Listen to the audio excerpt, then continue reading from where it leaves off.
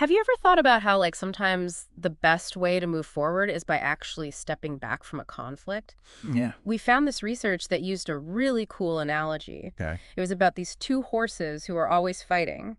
Interesting. And they use that to think about the Israeli-Palestinian conflict in a new way. Oh, wow. That caught my eye, too, when I saw this. Right. Yeah, the source makes this comparison between these horses, Hola and Duke.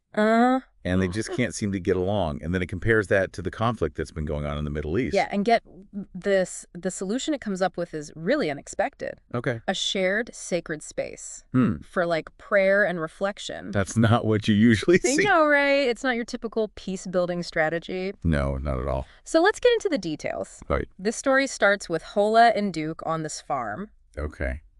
And at first they're put together. Yeah.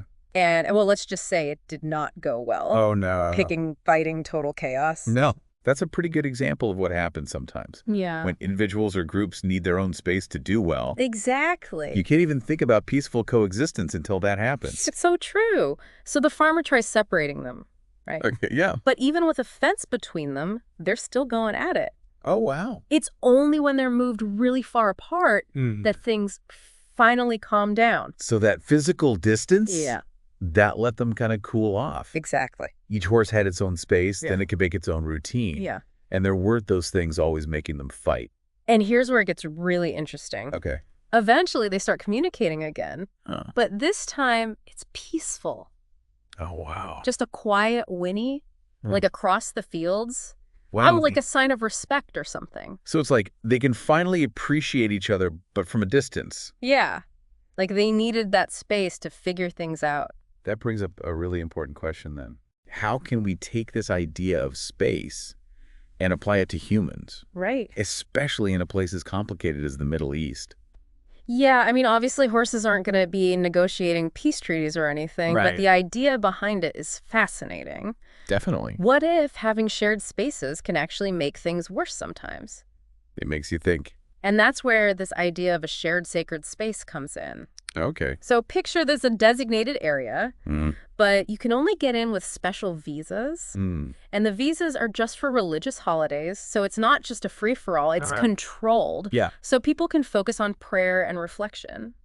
That's an interesting concept. The source sees this as a neutral zone Okay. where Israelis and Palestinians can both come, and the focus is on what they have in common religiously. Instead of their political differences. Exactly. It seems a bit counterintuitive. I know, right? Seeking a shared space in a place with so much conflict. Yeah, but the source argues that this common ground, this shared experience of faith, could be how something new begins. Like they can connect through their heritage Yeah. and the parts they both consider sacred. Yeah, I can already see the headlines now.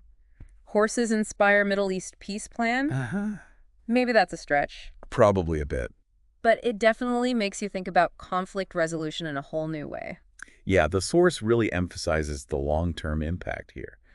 They think this shared space could lead to less tension, economic growth, even cultural exchange. Like a domino effect of good things. Exactly. That's a powerful vision. It is. To see these two nations who have always been symbols of conflict Yeah. become models of cooperation. It'd be amazing. But how do we get from this horse analogy to something real, Right. especially in such a complicated place? Well, the source doesn't shy away from the challenges. Okay. They know this is a bold idea, but they also say it has the potential to create common ground. And that's what's needed there. Definitely. So let's shift gears a bit. Okay. Let's talk about the practical side of this. That's good. What would this shared space actually look like? Yeah. And where could it even be in a region where every inch of land is so politically charged? Right. That's a good question. It is. We'll have to dive into that more, I think. The source talks about this sacred space as like a designated territory. Okay. And you'd need special visas to get in. And they'd only give those visas out for specific religious holidays. So it's not just like anyone can go there whenever. No. It's like they're being really careful about who can go. Yeah. They want to make sure it keeps that feeling of prayer and reflection. It's kind of a subtle message too, right? What do you mean? Like by tying it to religious holidays. Oh, yeah. It's almost like saying, hey, we both think this holiday is important. Maybe we're not so different after all. I see what you mean. But without actually having to say it? Yeah, it's clever.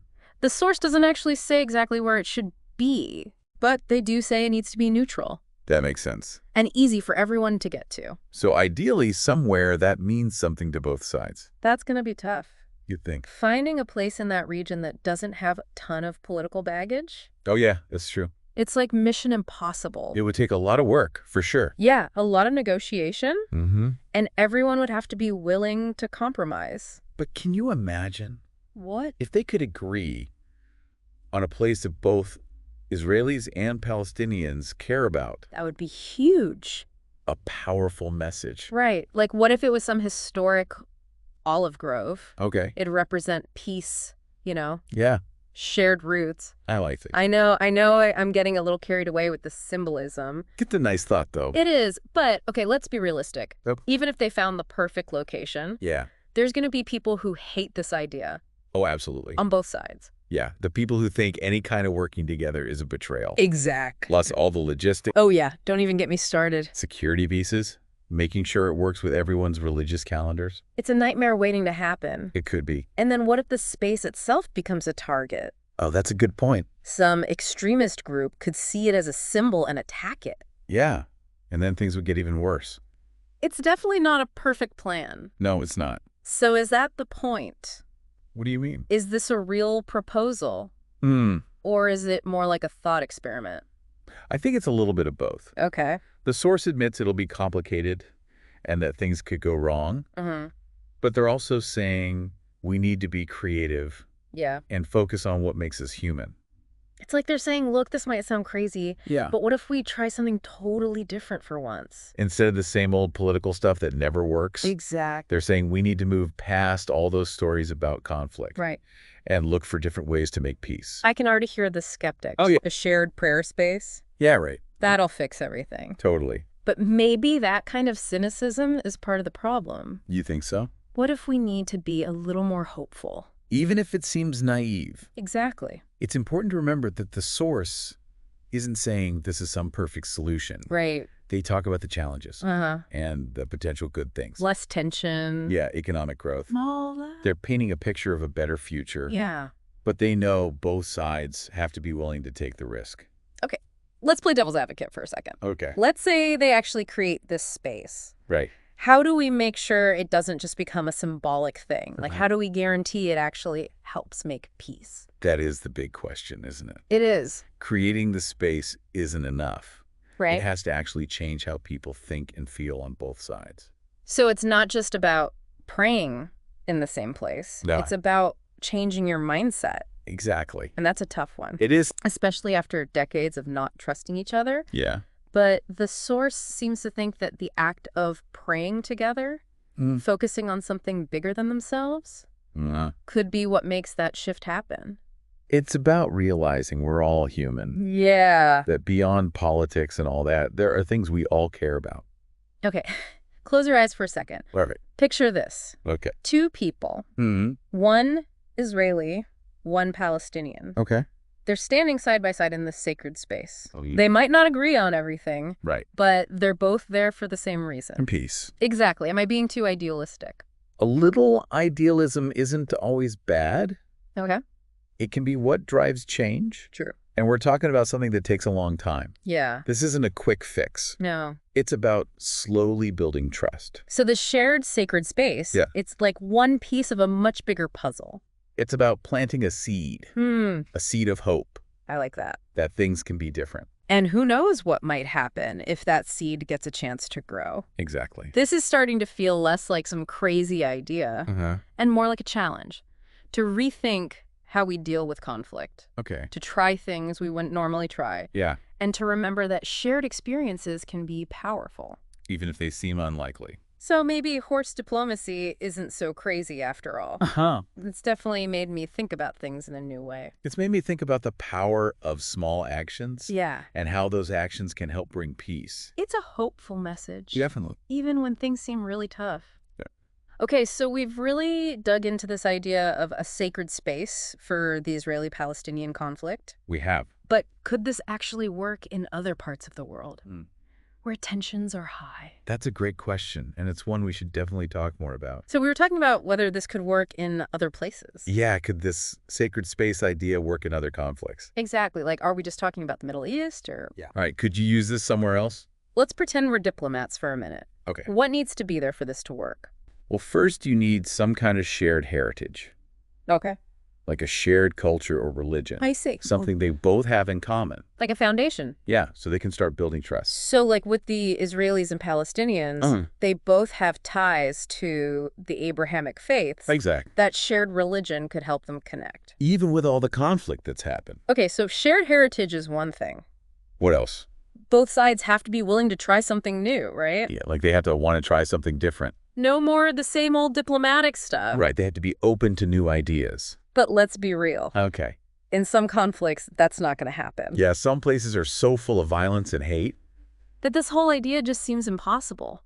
Like it'll never work. But even in those places, there are people trying to stop the fighting. Working behind the scenes. Quietly trying to make things better. And those people might be open to this. To new ideas. Exactly. So maybe it's not about forcing this on everyone. It's about finding the places where peace is already starting to grow. Even if it's just a tiny bit. And then helping that grow. Yeah. Give it what it needs to get bigger. And this sacred space idea could be that. The thing that helps it grow. Okay, let's think of a real example. Okay, sure. What about Kashmir? Interesting. Like India and Pakistan have so much shared history. They do. Culture, too. And most people there are Muslim. So maybe a shared sacred space could work. Right, like a mosque that's important to both sides. Or a shrine. Yeah, something like that. That Hindus and Muslims both care about. It could be a place where they start talking again. And try to make things right. But obviously it wouldn't be easy. No, not at all. There's so many political issues. Plus, they don't trust each other. And that goes back decades. It does. But if it was easy, they would have fixed it by now. Exactly. The point is to think differently. Yeah. To stop thinking someone has to win and someone has to lose. It doesn't have to be like that. Right. What if everyone could benefit? Like, what if everyone got something good out of it? What if instead of fighting over land, Yeah. they made a shared space? Where everyone could have a good experience.